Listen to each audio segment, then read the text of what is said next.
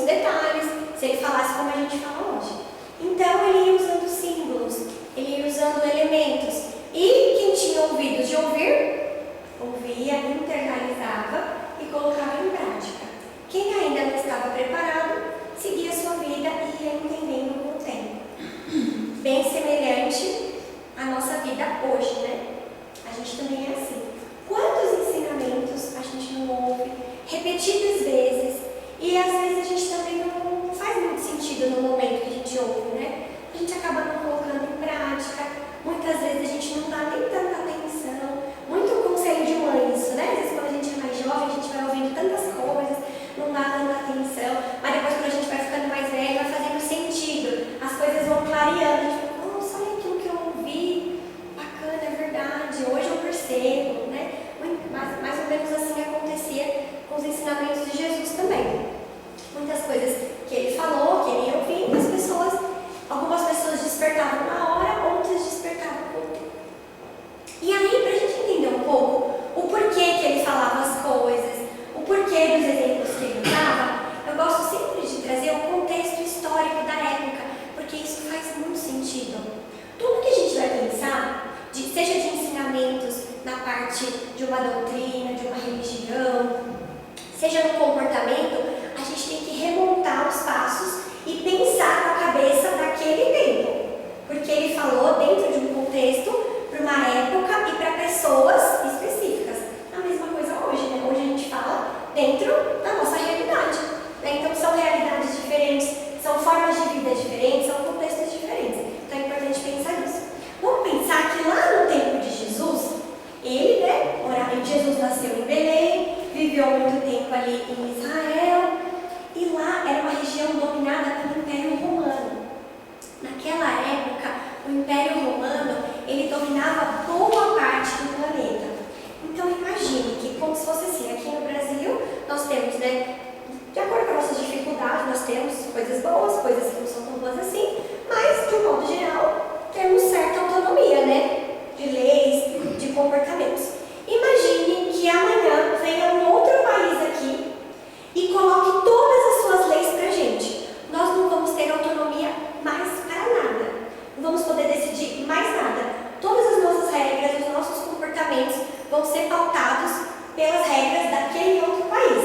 E do nosso trabalho, tudo que a gente ganhar, parte do nosso salário, uma boa parte do nosso salário, a gente vai ter que ir lá e dar na mão dessas pessoas. Imagina como seria a revolta, né? No dia a dia, os impostos normais que a gente já tem que pagar, já dá às vezes uma revoltinha, né? Você fala, ai, não acredito que eu tô... A gente olha ali na notinha e fala, estou pagando tudo isso aqui, estou pagando tudo isso de imposto. Imagina então, se tivesse aqui, né, um outro país, a gente tivesse que ir lá, realmente receber o nosso salário, tirar parte do dinheiro e ainda levar para eles lá todo mês. A gente ia ficar bem indignado, né? Então, as pessoas daquela época viviam exatamente dessa forma, né? Eles tinham, os judeus, eles tinham o seu comportamento, eles tinham as suas regras, eles tinham, né, os seus preceitos, mas eles tinham que ser subjugados ao Império Romano, pagar altos impostos, né? E isso deixava eles muito, muito bravos, muito indignados. Isso também faz com que eles, os próprios apóstolos ali de Jesus, nós sabemos que entre eles tinha Mateus, que era o cobrador de impostos, né? Por isso que os outros apóstolos eram, né, no início ali, tiveram um pouquinho de dificuldade de aceitar o próprio Mateus, porque para eles era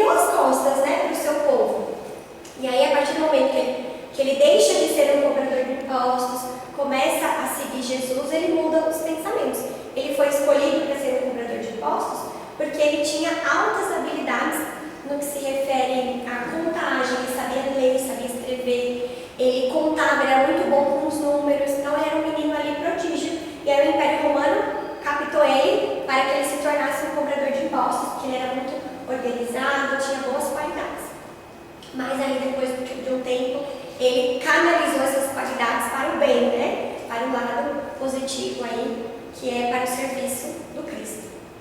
Mas enfim, então esse era o contexto, né? As pessoas da época, elas eram muito revoltadas. No momento, além disso, né, além de serem subjugadas ali ao Império Romano economicamente e socialmente, eles também tinham aí o jugo dos doutores da lei de Deus. Coloquei até entre parênteses, porque os fariseus, eles eram responsáveis, né, por ensinar as leis de Deus, mas muitas vezes usavam isso como pretexto para os seus interesses pessoais. Então eles também acabavam subjugando as pessoas por dentro da religião. Então aquele povo era um povo carente, era um povo vulnerável. Eles estavam subjugados de todos os lados, no lado da fé, no lado social, no lado econômico. Então realmente foi um momento aí de prova, né, para aquele pessoal naquela época. Eles eram aí responsáveis por falar as leis, por deixar as pessoas naquele jugo. Então, dentro desse contexto, quando aquelas pessoas ouviram as profecias, a história de que viria um Messias, que iria salvar, então, qual que era a promessa?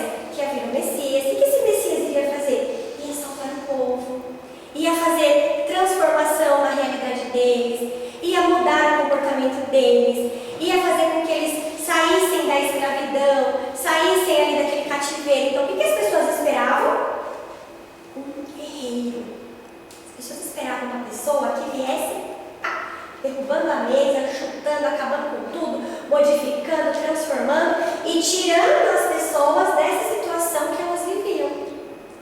A mesma coisa, né, trazendo os exemplos de hoje. Hoje, muitas vezes no campo político, no campo social, a gente fica esperando um super-herói que mude tudo. Essa pessoa vai vir aqui, ela vai transformar tudo, ela vai mudar a política, ela vai mudar a economia, ela vai mudar o social, vai transformar tudo. Mas na realidade, Jesus, ele veio transformar tudo. Mas o reino dele é deste mundo? Então, para ele, as coisas materiais não são tão importantes. Ele veio transformar, ele veio modificar, ele veio tirar as pessoas deste cativeiro mental, dessa escravidão moral, para libertá-las através da verdade dos seus conhecimentos, sabendo que as tribulações do mundo material ficam no mundo material. Ele convidou as pessoas e nos convida até hoje a pensar além. Não pensar pequenininho, pensar aqui, nesse mundo, as coisas daqui. Tem um probleminha aqui. Esses probleminhas que a gente percebe aqui, probleminhas e às vezes os problemões também, são coisas para a gente resolver. São tribulações que fazem parte do nosso aprendizado, que ele não vai tirar com a mão, porque a gente mesmo criou, então fica a nosso cargo também resolver. Agora, o que ele falou? Meu reino não é deste mundo. Então, para ele, pouco importava ter tesouros, né, tanto que ele viveu simples, andava ali com a túnica, com a chinela e a mochilinha, o mínimo possível, só. Ele sabia que isso era passageiro. Ele estava se importando com a nossa verdadeira transformação e com a nossa verdadeira liberdade, que é a liberdade de consciência, de comportamento, de moral, né? Mas as pessoas, obviamente, não enxergavam dessa forma. Algumas sim, outras não. A maioria enxergava, óbvio, os problemas materiais, natural. E aí, nesse contexto, ele vem e fala essa frase: não julgueis que vim trazer paz à terra. Não vim trazer paz, mas espada. Porque vim separar o homem contra o seu pai e a filha contra a sua mãe, a nora contra a sua sogra. Esse nem precisa muito, esse aí naturalmente acontece no dia a dia. A nora contra a sua sogra, e os inimigos do bem serão os seus mesmos domésticos.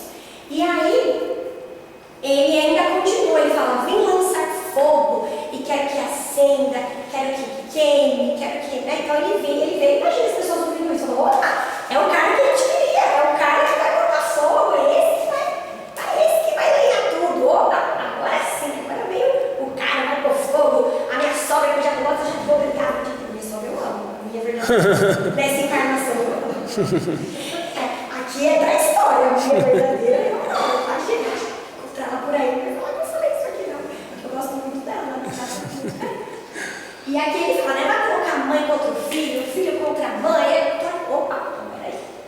E aí, as pessoas ouvindo isso, algumas gostaram, falando, esse cara aí é o cara que a gente quer ver, que vai nos ajudar, que vai transformar tudo. Até porque eles tinham muito, né, atrelado a ideia do Davi, lá atrás, de 1000 anos antes de Jesus encarnou Davi, né? O rei Davi, toda aquela história que a gente viu, e o Davi era um guerreiro, né? Então eles estavam esperando alguém que viesse da linhagem de Davi com esse mesmo comportamento. Mas era uma linhagem apenas, né, material, que espiritualmente Jesus está bem acima. Então ele fala isso e outras pessoas já acharam estranho, né? Opa, Jesus era, até no Evangelho coloca, né? Jesus era a doçura em pessoa, Jesus era um pacificador.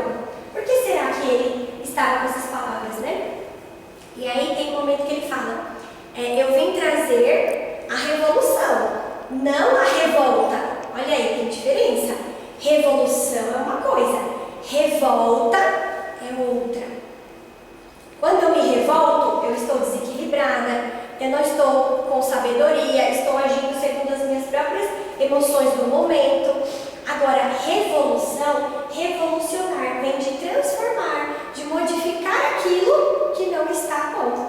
E qual é a primeira coisa que eu preciso revolucionar para poder mudar o mundo, mudar o espaço que eu vivo? Qual é a primeira coisa que eu preciso revolucionar? Eu mesma. Se eu quero fazer uma transformação radical, a primeira pessoa que deve se transformar sou eu.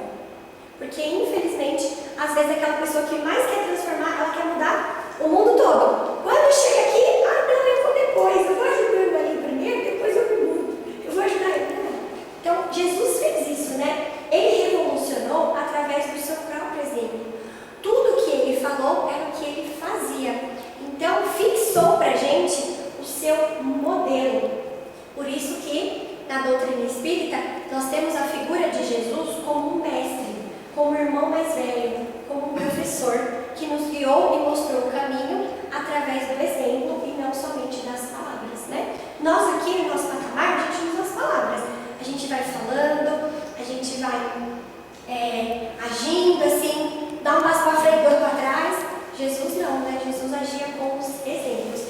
Eu vou até dar um exemplo da minha vida pessoal, né? Estava há uns dias atrás conversando com uma amiga, que ela não é da doutrina espírita, não conhece nada até de outra religião, mas ela se interessa, às vezes a gente conversa, ela fala.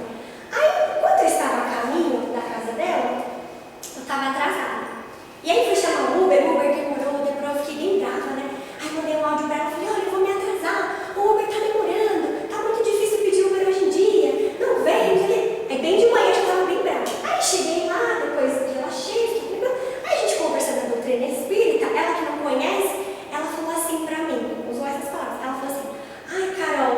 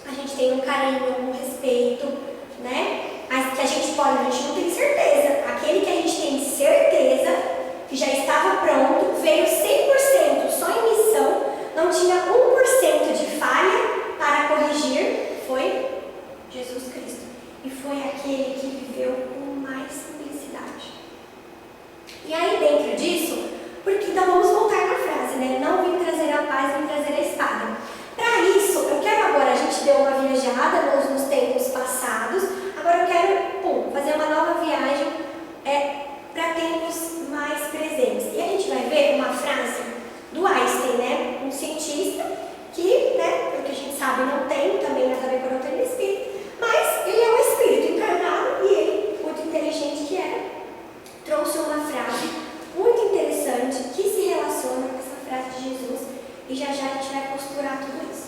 O Einstein falou assim, ó: não há nada que seja maior evidência de insanidade do que fazer a mesma coisa dia após dia e esperar resultados diferentes. Como são? Não há uma maior loucura, uma maior insanidade do que a gente fazer a mesma coisa todos os dias e querer mudar, querer resultados diferentes. Como que essa frase se relaciona ali com a frase de Jesus, né? Quando Jesus fala isso, não vim trazer a paz, vim trazer a espada, ele quer dizer: as minhas ideias vão bagunçar vocês. As minhas ideias, Jesus falando, as minhas ideias vão transformar a realidade e você não vai mais se sentir confortável fazendo tudo da mesma forma todos os dias, do mesmo jeito. Jesus veio, não foi para falar uma coisa, para a gente ouvir e falar: que bonitinho esse homem, cabeludo, que legal, tchau. Não, ele veio para nos transformar, para nos bagunçar de dentro para fora, para a gente se incomodar com a pessoa que a gente é. Aí Jesus falou: não, bora lá, bora mudar tudo. Não vim trazer a paz da ociosidade, a paz da estabilidade, de eu ficar assim em paz.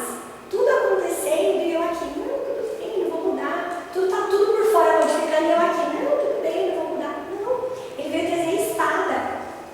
E a primeira coisa que eu preciso cortar com essa espada sou eu mesmo, no sentido alegórico de cortar as más tendências, de cortar. Espada quer dizer divisão, né? De dividir, de modificar algo que eu fazia e que eu era para algo que eu quero me transformar. Todos nós que conhecemos a doutrina espírita, que conhecemos o cristianismo como um todo, a doutrina de Jesus, a gente não é assim? Quando a gente atravessa essa porta aqui, todos os dias, todos os domingos, ouve uma palavra, quando a gente faz uma leitura, a gente já não é o mesmo. A gente fica ali incomodado. Cada vez que a gente lê, a gente abre o Evangelho, lê uma frase, a gente não tem que ler a frase e ficar em paz. Não, essa frase, aquela paz ilusória. Não. É aquela paz consciente, no sentido de que, opa, eu vi uma coisa aqui que mexeu comigo. Mexeu comigo. Eu sempre brinco com essa coisa do fez sentido, né? Fez sentido por quê? Porque fez sentir. De alguma forma aquilo me tocou. Eu senti alguma coisa diferente. E a partir desse momento, eu não consigo mais ser a mesma pessoa. Não é assim? Às vezes a gente faz uma coisa errada, por mais que a gente está ali fazendo o errado, na nossa cabeça tem alguma coisa ali. Opa, Carol, não é isso que a gente aprendeu, né? Não é assim. Por quê? Porque a gente já aprendeu, a gente já conheceu. Não adianta mais. Eu posso ir amanhã, vocês estão me vendo aqui hoje, amanhã eu posso ir para uma outra religião, vocês vão me ver totalmente diferente, vou fingir que nem conheço vocês, por fora, mas por dentro, eu posso estar aqui transformada, assim, mas por dentro, alguma coisa não vai estar legal, que não tem como. Então, essa frase do Einstein se relaciona muito com essa frase de Jesus, né? Não tem como, as palavras de Jesus nos transformam todos os dias, para que a gente mude os nossos comportamentos e tenha resultados diferentes. Não adianta falar: poxa, Carol, eu não estou legal, estou me sentindo que eu estou obsediada, eu estou triste, eu estou ansiosa, eu estou nervosa, eu estou com coisas, né, que acontecem. Ok, é isso, né? Como seres humanos, nós vivenciamos esses desafios. Mas e aí? O que vai acontecer? O que a gente vai fazer para a gente poder transformar isso? Vir aqui para o seu Luiz, o seu Jorge, o Cláudio, o Ronaldo, a Helena, te dar um passe e tirar tudo com a mão? Não vai acontecer. Não vai. Essas boas energias, esses bons pensamentos podem nos fortalecer, mas vai precisar do meu passo, do meu empurrãozinho para uma mudança. Eu posso receber toda ajuda, todo auxílio, mas no final vai depender de mim esse esforço em torno da mudança, da transformação.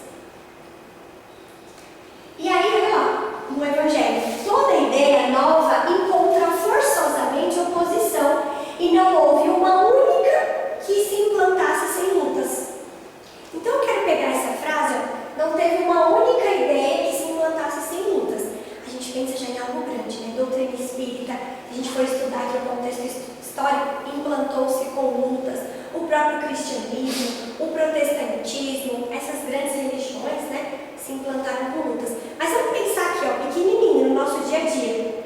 Vou colocar uma ideia pequena. Beber mais água. Agora eu vou ter que beber água todos os dias. Para eu implantar essa ideia no meu dia a dia, para algumas pessoas, não é uma luta? Olha a coisa mais simples de tudo, que é de graça. De graça não, essa vez não tá achando. Vamos ver assim, vamos pensar. A coisa mais simples, eu vou ali no filtro, 200 ml de bebida. É só eu fazer isso pelo menos umas 10 vezes, né? 10, 12 vezes para manter hidratada. Não é difícil para algumas pessoas. Outra, fazer exercício físico. Já aumentei um pouco o nível. Que é só a gente às vezes fazer uma caminhada. Não vou nem dizer academia, porque tem um custo. Vamos fazer uma caminhada de 30 minutos todos os dias. Difícil. Eu vou parar de comer doce. Essa para mim, esse é o meu calcanhar, esse é o meu problema. Diminuir o doce.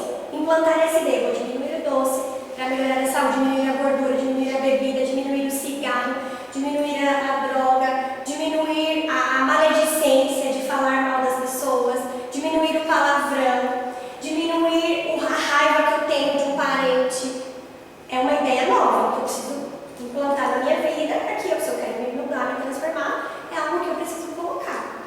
Mas não é difícil implantar isso, não traz uma luta interna, traz uma confusão interna para a gente diariamente. Só por hoje eu não vou, só por hoje eu vou dar um sorriso e vou dar bom dia. E assim vai. Cada dia é uma luta, até a gente dizer, ufa, isso eu consegui, agora vamos para outra, agora vamos para a próxima luta. Essas pequenas coisas do nosso dia a dia, seja para a nossa saúde física, seja para a nossa saúde mental, né? Largar um pouco o celular, fazer outras coisas, enfim, fazer uma leitura, falar, olha, eu vou me programar todos os dias, eu vou ler um parágrafo do Evangelho. Para algumas pessoas também é uma luta para a gente, porque a nossa vida é aquela correria, a gente está sempre correndo, e nunca chega, né? Está correndo e nunca chega. E aí, às vezes, é uma luta, ler um trecho edificante que seja por dia. Tem aquelas frases lá no grupo da Casa do Caminho, que a gente manda, às vezes, ler aquela frase, que é isso, né? Então, toda luta, qualquer ideia nova que seja positiva, que a gente vai implantar, vem com luta. Por isso que eu sempre falo, né?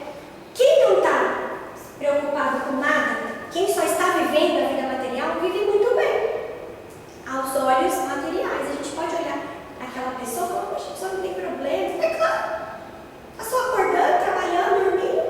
Aí tudo bem, né? Agora, quando a gente começa a se preocupar, aí a gente vive de uma forma difícil mesmo. Porque a gente vive numa luta interna, a gente vive, né, buscando esclarecimento. Isso é normal, faz parte. A gente vive aqui, ó, ai meu Deus, bora lá. Assim, parece que tem uma coisa por dentro se remexendo. Por que é isso?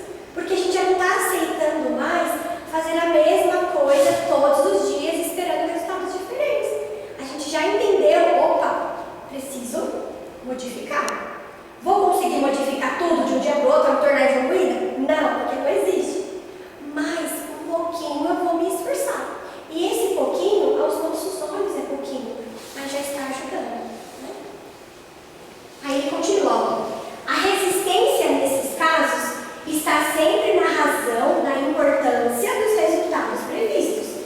Pois, quanto maior ela for, quanto maior for a luta, maior será o número de interesses ameaçados.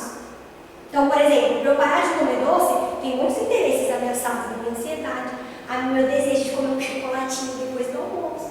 Estou dando um exemplo assim, bobíssimo, algo chulo. Agora imagine algo maior, algo transformador. É claro que vai vir com lutas. Mas, se é verdadeira, se está assentada em bases sólidas, se é possível entrever em um futuro, um secreto pressentimento adverte os seus antagonistas de que se trata de um perigo para eles, para a ordem das coisas por cuja manutenção se interessa. Então, do mesmo jeito que tem aqueles que querem mudar, tem aqueles que querem permanecer do mesmo jeito. Então, quando vem uma ideia nova, quando vem um pensamento novo,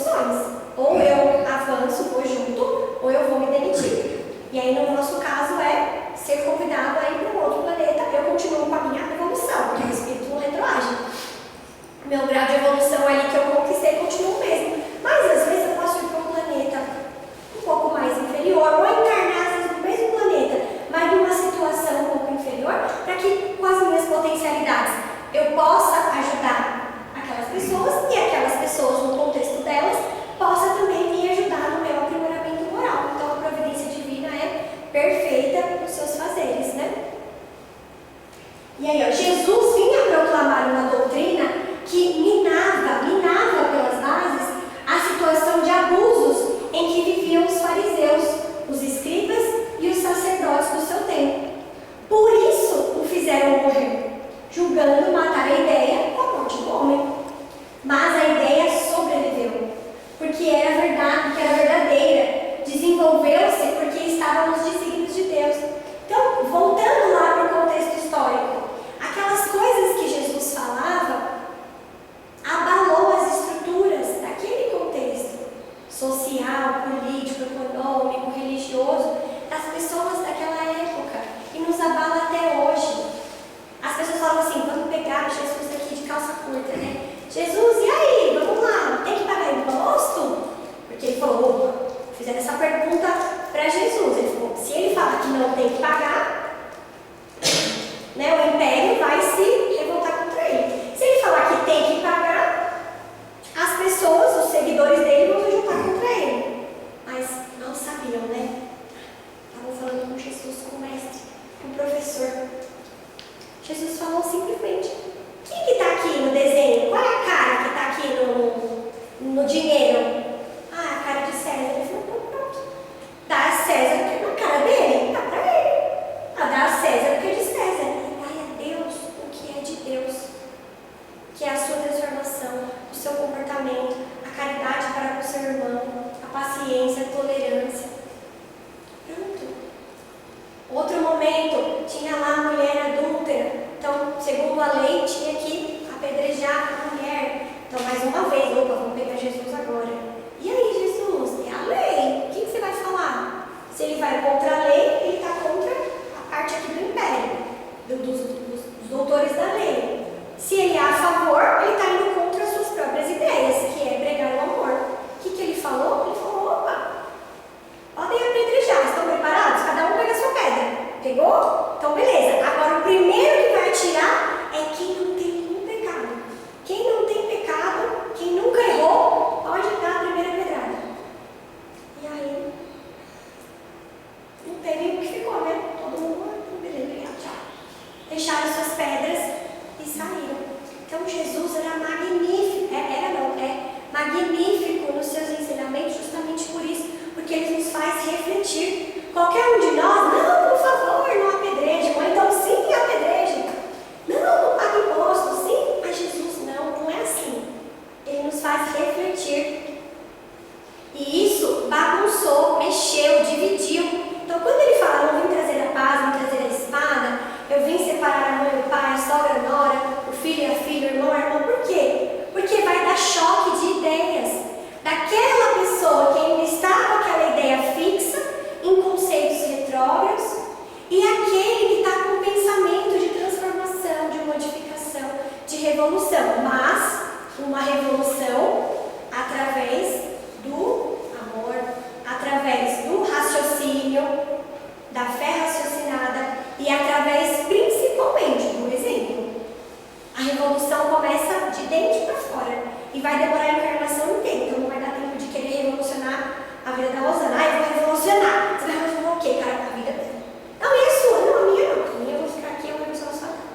Não. Então começa eu revolucionando a minha vida, os meus hábitos, o meu comportamento, a pessoa que eu sou. E dessa forma, naturalmente as outras pessoas vão observar: poxa, a Rosana, como ela está diferente, não mudou, olha o Cris, como que ele está agora, como se reluzia, modificou, está diferente, o Marco da Dani.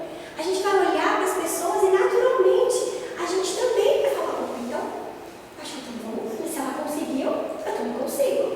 E assim nós vamos ajudando, revolucionando uns aos outros, né? Através dos nossos exemplos. Olha lá, ele vai dar um outro exemplo também lá no Evangelho, que é de Sócrates e de Platão. Para quem não sabe, no início do Evangelho tem lá um texto muito maravilhoso que se chama Resumo da Doutrina de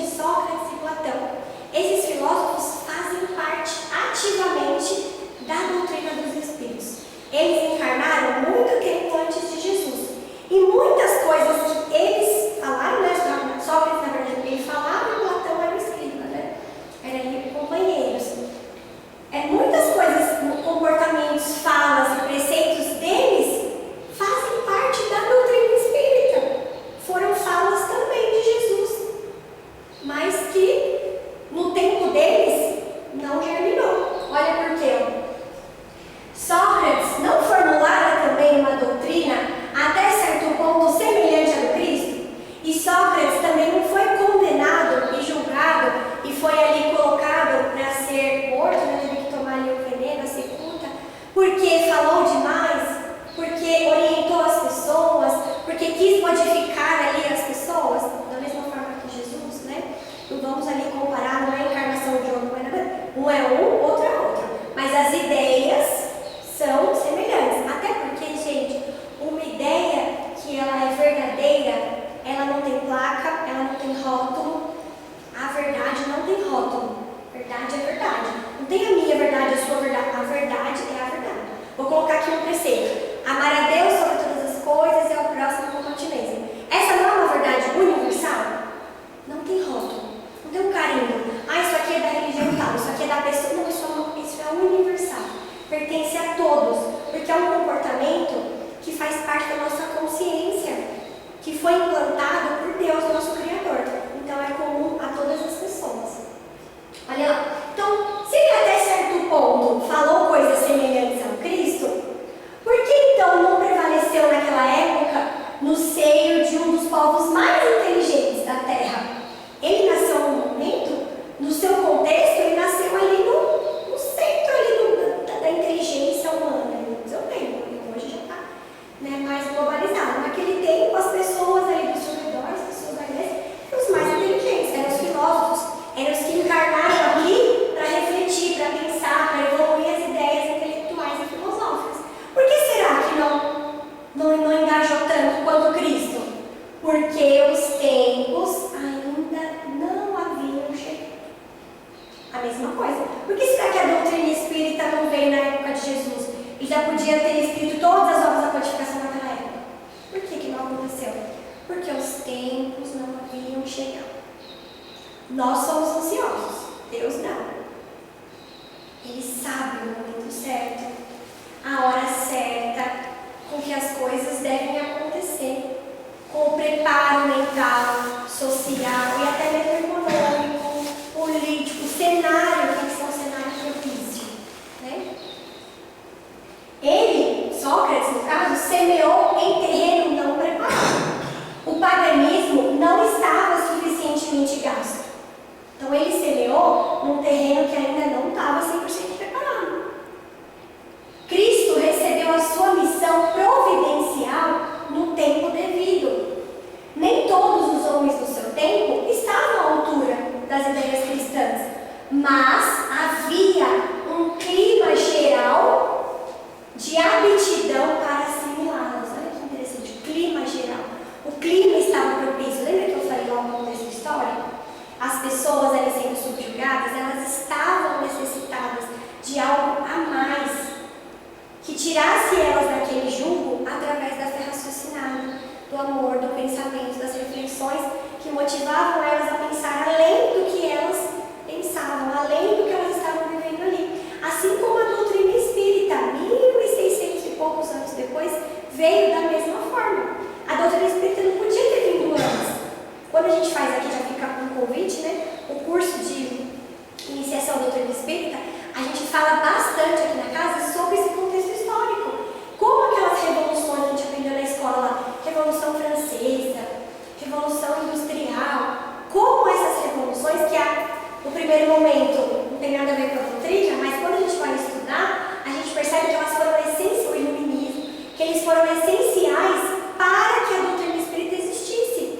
Porque mexeu, modificou as pessoas, modificou o pensamento, modificou a estrutura política da época, para que viesse uma doutrina que viesse, sim, revolucionar a humanidade. Se tivesse vindo antes, ela teria sido abafada lá pelo tempo medieval, pelos cisares, né, pelo clero que dominava tudo na época, os padres na época dominavam tudo. Então, quando isso foi se gastando, o paganismo não estava suficientemente gasto. Então, a mesma coisa, né? Antes da doutrina espírita, todo esse trabalho aí do clero, esse trabalho das religiões, dos reis, não estava suficientemente gasto. Quando aquilo se gastou por meio das revoluções, a doutrina espírita teve espaço para crescer e para se fixar. Então, tudo tem o seu tempo, tem o seu momento. Então, ele fala aqui, né?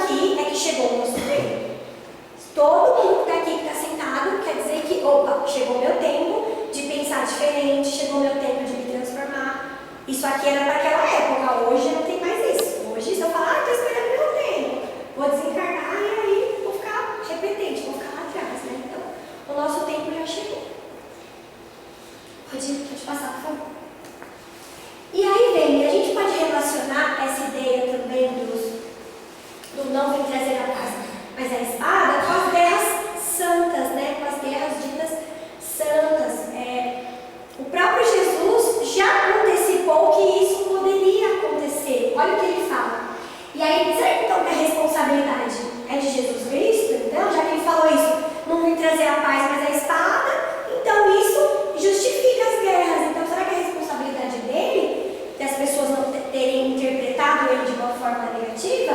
O Evangelho responde isso também, né? Lá no texto ele fala, portanto, a responsabilidade, portanto, não é da doutrina de Jesus, mas daqueles que a interpretaram falsamente, transformando-a num instrumento de serviço das suas paixões, daqueles que ignoram essas palavras. O meu reino não é deste tipo. Então, quando eu quero fazer uma coisinha errada, eu só preciso de quê? De um pretexto. O tempo inteiro ele está falando. Amar o próximo. Ele está pregando e exemplificando comportamentos equilibrados e sóbrios. Quando ele fala isso, não vim trazer a paz, mas vim trazer a espada, ele obviamente não está falando. Isso o Evangelho até fala, só não trouxe aqui, mas convido a todos, depois de ler o texto na íntegra, ele até fala, Jesus não falou, vai lá e bate no seu irmão, mata ele, xinga, fala, não. Ele não falou isso. Ele falou, vim trazer a paz, não vim trazer a paz, mas a espada. Não vim trazer as ideias leves, tranquilas, vim trazer uma transformação. E toda transformação traz contrariedades. Muitas pessoas, nós temos inúmeros relatos de pessoas que fazem parte da doutrina espírita e às vezes alguém da família não é. Isso também modifica o clima, às vezes até familiar no início. Quantas pessoas falam isso? Poxa vida, eu comecei aqui, meu marido não era espírita, e aí a gente gerou conflitos, porque eu queria vir estudar e ele não estuda, então ele não entendia o meu jeito. A mãe vem e o filho não vem, aí tem aquele conflito entre a mãe e o filho. A responsabilidade dessas coisas dos embates, isso faz parte, às vezes até dentro da família, mas com o tempo, naturalmente, muitas vezes com o próprio exemplo, a gente vai seguindo junto e quem está ao nosso redor só tem duas opções. Às vezes a pessoa olha, não frequenta, mas ela começa a respeitar, ela fala, oh, vai lá, que ela percebe o quê? Que a gente fica mais equilibrado, mais calmo, mais tranquilo. Ela fala, oh, essa pessoa mudou. Se eu fico brigando, a pessoa fala, aí você está indo lá, tá voltando pior do que você chega, ou pior que antes. Mas se eu começo realmente a ouvir e fazer sentido para mim, as próprias pessoas ficam, nossa, a fulana mudou, ela está indo num lugar ali que está modificando ela, então vai, meu filho, vai. Às vezes a pessoa tem sentido. Outros vão junto, outros não vão, mas querem ouvir, querem, né, acompanhar, e assim vai, né? Então a responsabilidade, obviamente, das guerras ditas santas não é do Cristo, são as pessoas mantendo os mesmos comportamentos da época, mas usando agora Jesus como pretexto. Agora, quando a gente realmente quer interpretar além das palavras, a gente consegue sim entender o que Jesus quer dizer. E o que Jesus quis dizer então?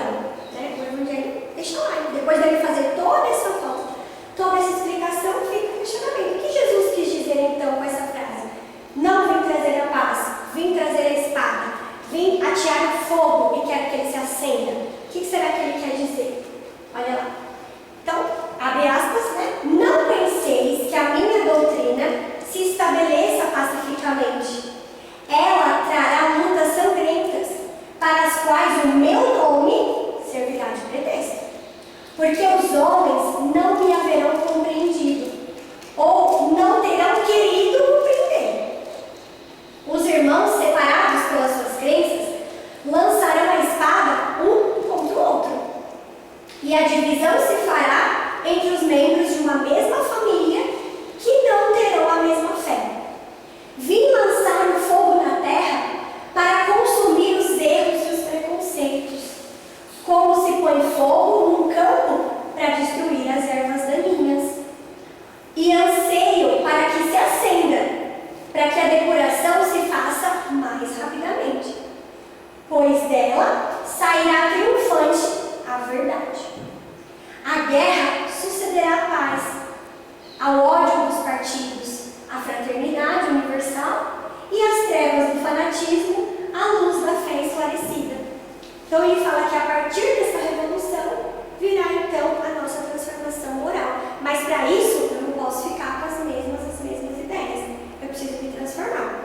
E como, né? Como que a gente pode, então, fazer essa transformação que Jesus tanto queria, né? Jesus ali nos deixou um mapa para nos aproximarmos dele, né? O mapa é aquele lugar que mostra o caminho. E qual foi o mapa que ele nos deixou? As bem-aventuranças. É claro que, quando eu estou dizendo assim, Jesus, né, naquele contexto, porque na decorrência dessa frase, ele já vai falar uma outra coisa, dá um spoiler para a segunda temporada, que é a doutrina espírita. Quando ele fala mais um pouquinho dessa frase, ele diz assim, eu trouxe aqui, mas ele diz assim: e então eu vou enviar o Consolador prometido, que vai falar tudo o que eu tenho dito, que vai explicar, que vai dizer com detalhes, que vai trazer tudo que eu não pude falar agora, tudo que vocês não entenderam. No tempo certo vai vir. Algumas pessoas com essa frase interpretam que é o próprio Cristo em corpo e alma que vai voltar. Mas não, gente, não tem essa necessidade. Até porque se ele voltasse, ia acontecer a mesma coisa que aconteceu lá atrás. Só a gente pensar aqui, ó, pessoas desse tempo que às vezes denunciam uma coisa errada. O que acontece? Sabemos. Então imagine o próprio Cristo, então. Então, ele disse o quê? Qual é o Consolador prometido que nós conhecemos? Doutrina espírita, né? Aí sim, a doutrina espírita vem como uma bússola nos explicar com detalhes tudo o que Jesus falou. Mas naquela época ele não deixou as pessoas, não, espera aí a doutrina espírita. O que a gente faz até ela chegar? Não, fica aí. Não, obviamente não. Ele deixou um mapa também para preparar o comportamento, o raciocínio, o pensamento das pessoas, para que quando viesse 1000 e tantos anos depois o Consolador prometido, que hoje sabemos que é a doutrina, as pessoas também não estivessem cruas, estivessem preparadas. Então, o que fica dos ensinamentos de Jesus para as pessoas daquela época muito são as suas bem-aventuranças, né? E aí eu vou mostrar o vídeo e claramente, após a fala de Jesus, nada terei eu mais para acrescentar. Então, assim que finalizar o vídeo, nós vamos para a segunda parte, que é aqui a parte do passe, da fluidoterapia. Muito obrigada pela oportunidade de poder estudar juntos mais uma vez e até a próxima. Vou colocar aqui o vídeo. Mateus, mestre, eu já sei. Na abertura, sim. O que é? Um mapa. O que é? Instruções, onde as pessoas deveriam procurar me encontrar. Certo? Me dá um minuto.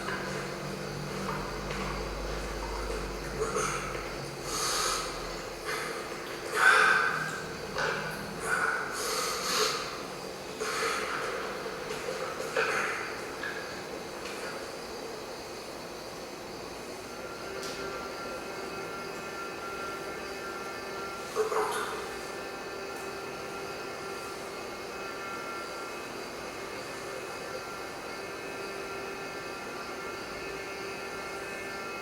Mestre,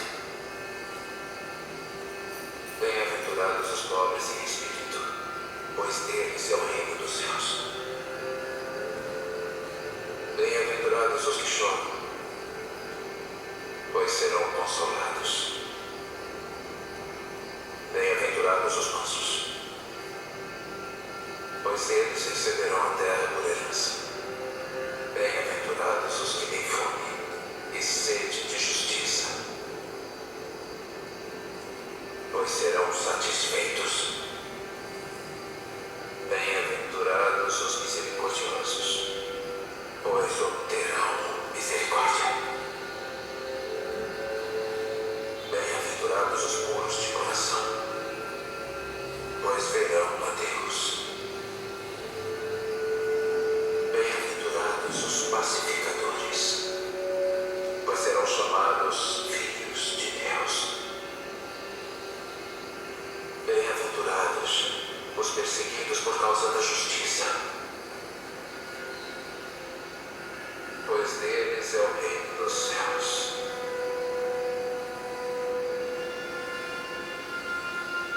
Bem-aventurados vocês, quando os insultarem e perseguirem e levantarem todo tipo de calúnia contra vocês por minha causa.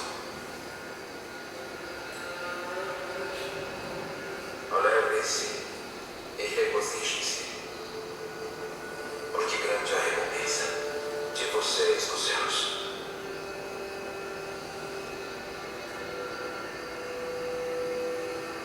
Sim, mas e o mal? Se alguém quiser me encontrar, esses são os grupos que eles devem procurar.